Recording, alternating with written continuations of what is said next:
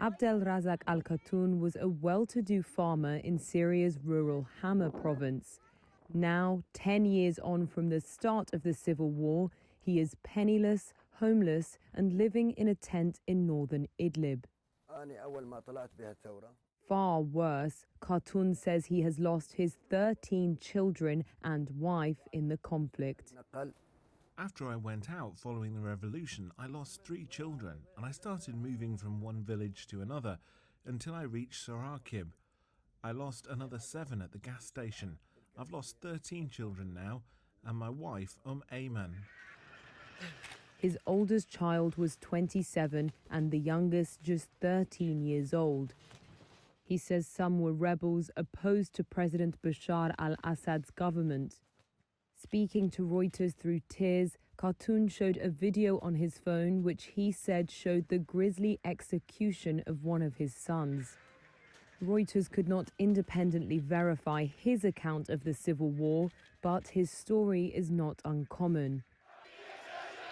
Hundreds of thousands of people have been killed in the fighting that began with protests that quickly turned violent in 2011. Millions more, like Khatun, have fled their homes for safer areas within Syria or as refugees abroad. The Assad government denies that it tortures captives. Moscow and Damascus also deny accusations of indiscriminate bombing of civilians, saying they only target radical militants. Assad has survived the insurgency and now holds sway over many parts of the country, helped by Russia and Iran. He is set to maintain power after a presidential election later this year. As for Khatun, now 84 years old, he lives with his surviving grandchildren and the wives of his dead sons. أنا مزارع وتشهد علي بلاد الشمال كله 1800 دلم خط واحد.